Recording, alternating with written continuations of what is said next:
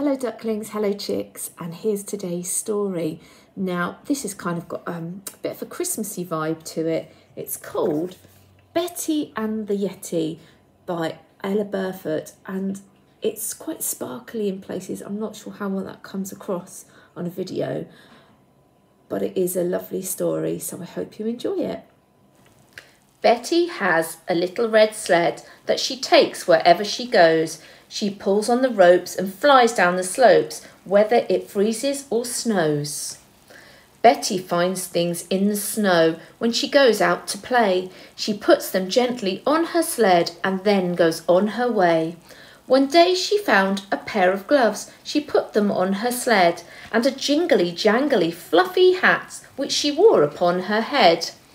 And when she saw some snow boots as hairy as a bear, she tried them on her little feet and stamped from here to there.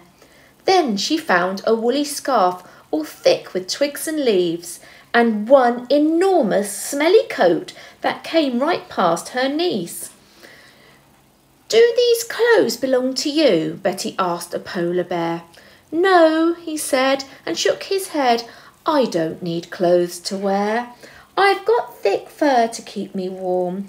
I do not mean to gloat, but I've no need for hats or scarves, and never wear a coat." "Do these clothes belong to you?" Betty asked a big blue whale. "No," the whale said, and she shook her head and splashed her great big tail.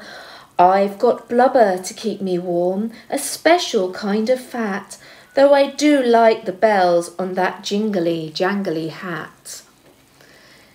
"Do these clothes belong to you?" Betty asked an Arctic hare. "No," he said, and shook his head. "Ask that rock over there." "What a strange thing," thought Betty, peering at the rock. "But I've asked a hare and a polar bear, so I can't see why not." "Hello, rock," said Betty. The rock did not reply. "Hello, rock," said Betty. The rock was very shy, but finally there came a voice that said to little Betty, "I'm really not a rock at all. I'm actually a Yeti." "A Yeti!" squealed Betty as she tried to run away. "But please don't go," the Yeti cried. "I'd love it if you'd stay. Yetis in the wild, you see, are rather shy and small. We have to wear a lot of clothes to keep us warm at all. My clothes are big and hairy. They give folk such a shock that I threw them all away and hid behind this rock. It's very hard to make a friend in the land of snow when you've scared them all away before they've even said hello." Betty didn't fret at all. She handed him his clothes.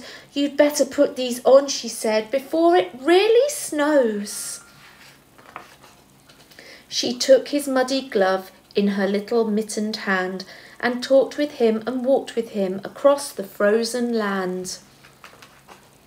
Soon they met Betty's friends in the cold and snowy night, and the smelly, hairy Yeti, well, he gave them quite a fright. But when they saw that Betty had hold of Yeti's paw, they knew they didn't need to be frightened any more. And the hare spoke up quite bravely in a loud and cheerful voice. "I'd befriend a Yeti, given half a choice."